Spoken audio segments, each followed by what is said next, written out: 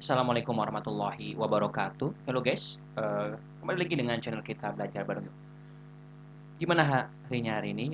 Semoga semua urusannya lancar ya teman-teman semua ya, dan semoga sehat selalu untuk teman-teman semua. Amin ya rabbal alamin. Oke teman-teman, sesuai dengan rencana kita sebelumnya di video sebelumnya, ini kita masih bakal membahas Permen LHK ya, nomor 4 tahun 2021 tentang daftar usaha dan atau kegiatan yang wajib memiliki analisis mengenai dampak lingkungan hidup, upaya pengelolaan lingkungan hidup dan upaya pemantauan lingkungan hidup atau surat pernyataan kesanggupan pengelolaan dan pemantauan lingkungan hidup. Nah, kebetulan kemarin sudah kita buat paparannya ya untuk Permen LHK ini. Nah, kemudian kita coba ngebahas lampirannya nih. Di sini ada dua lampiran ya. Jadi di lampiran ini menjelaskan secara mendetail secara mendetail jenis-jenis usaha dan atau kegiatan yang wajib AMDAL, UKL, UPL gitu ya.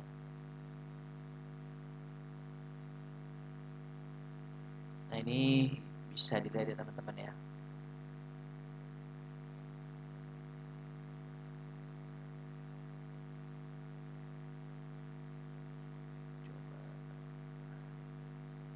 Oke, ini lampiran satunya ya, jenis usaha dan kegiatannya ini bisa dilihat sektor pekerjaan umum dan perumahan ya. Ini ada nomor KBBLI-nya seperti yang sudah kita bahas sebelum, KBBLI ya. KBBLI itu adalah kode berusaha ya, kode berusaha ada di sini nih. Ini KBLI, klasifikasi baku lapangan usaha Indonesia. Adalah kode klasifikasi yang diatur oleh lembaga pemerintahan dan kementerian yang menyelenggarakan urusan pemerintahan di bidang statistik. Kemudian ini jenis usahanya ada apa gitu ya, konstruksi bangunan misalnya. Nah, skala atau besaran AMDAL-nya sesuai besaran di multisektor, skala atau besaran UKL UPL-nya sesuai besaran di multisektor, skala besaran SPPL.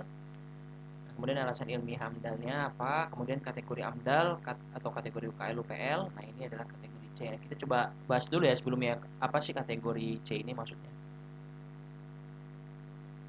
Jadi kategori itu, nah di sini ayat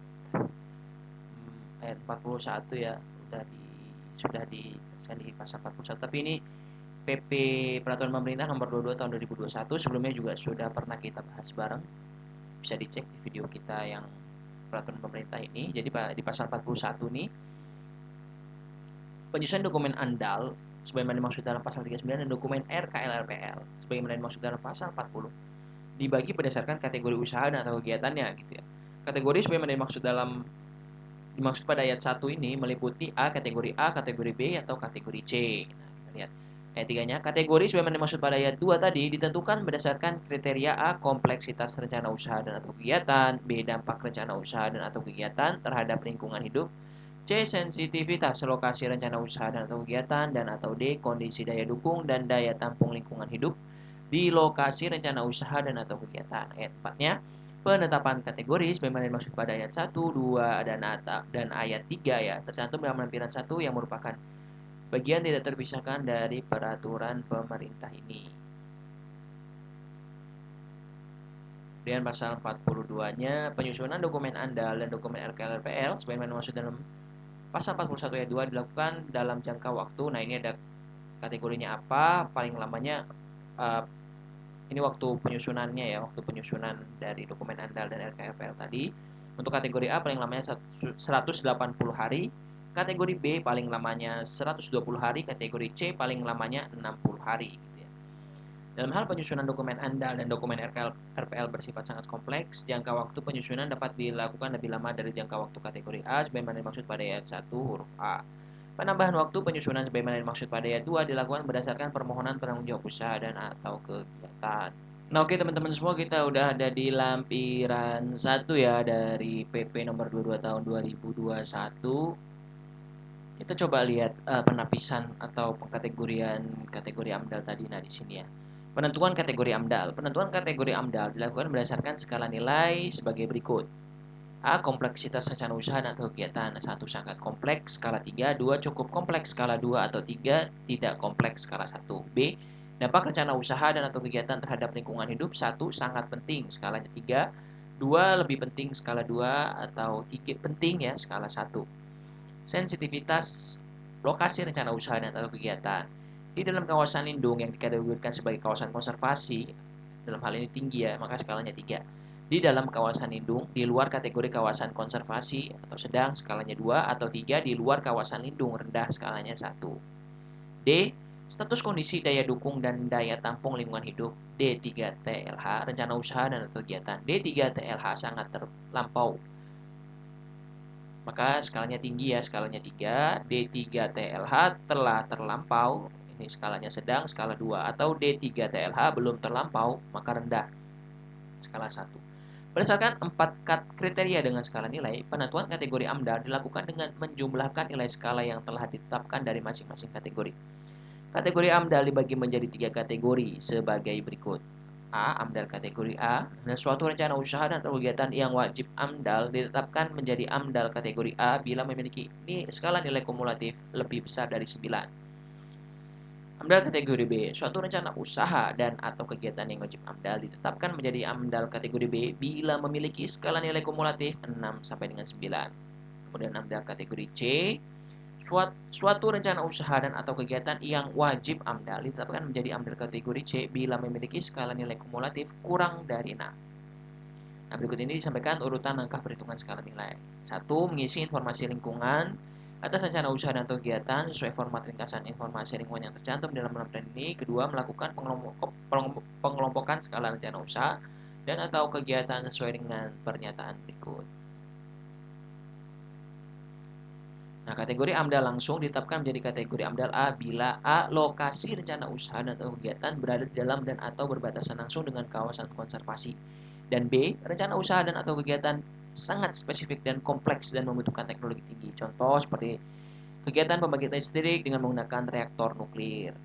4. Lakukan penjumlahan nilai skala yang diperoleh untuk menetapkan kategori AMDAL dengan ketentuan sebagai berikut. Ya, memiliki jumlah nilai skala kumulatif lebih besar dari 9, maka AMDAL kategori A. Memiliki jumlah skala nilai kumulatif 6 sampai 9, maka termasuk AMDAL kategori B. C. Memiliki jumlah skala nilai kumulatif kurang dari 6, maka termasuk AMDAL kategori C.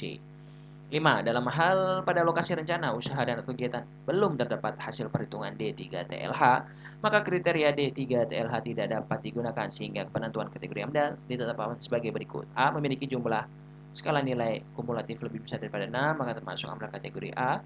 B. Memiliki jumlah skala nilai kumulatif 4 sampai 6 untuk AMDAL kategori B, dan untuk yang C ini adalah nilai kumulatifnya kurang dari 4 ya.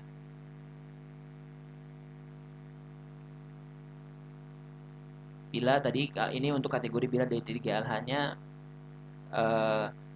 belum terdapat hasil perhitungan D3 TLH-nya ya.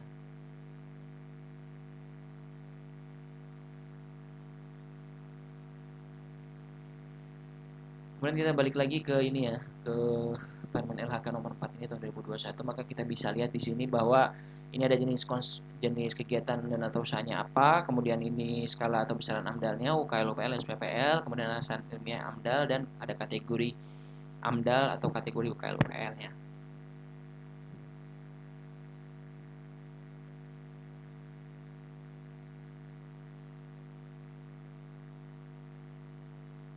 Nah, bisa teman-teman lihat di sini ada konstruksi drainase contohnya ya, untuk kota besar atau metropolitan, maka konstruksi drainasenya wajib AMDAL bila di atas sama dengan 5 km gitu ya.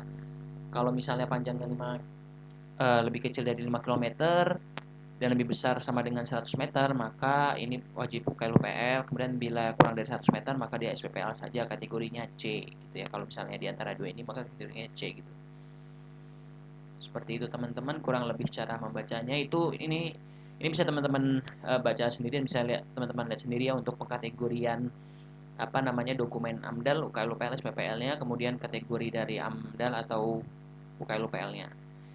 Itu untuk lampiran 1. Terus bisa ada juga di sini ada sektor-sektor penghubung. Nah, di sini teman-teman bisa ngeliat teman-teman mau mencari apa gitu ya. Di sektor apa teman-teman bekerja atau apa namanya sedang mengurus di bidang yang mana gitu. Ntar teman-teman tinggal sesuaikan aja. Kemudian Kita lihat coba lampiran keduanya ya. Ada sektor pariwisata juga gitu kan. Jadi sudah cukup lengkap ya di sini ya. Tapi mungkin aja ada yang belum gitu usaha atau kegiatannya. Nah, berikut ini adalah lampiran keduanya ya. Jenis jenis rencana usaha dan kegiatan yang wajib memiliki AMDAL, UKL, dan SPPL non KBLI.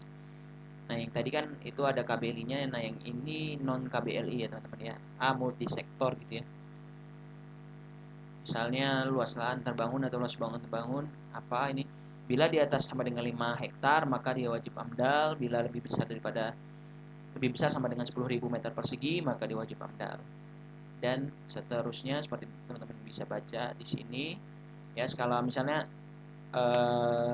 yang dikerjakan 4 hektar gitu. 4 hektar kan lebih kecil daripada 5 hektar dan lebih besar sama dengan 1 hektar maka dia wajib UKL-UPR gitu teman-teman ya.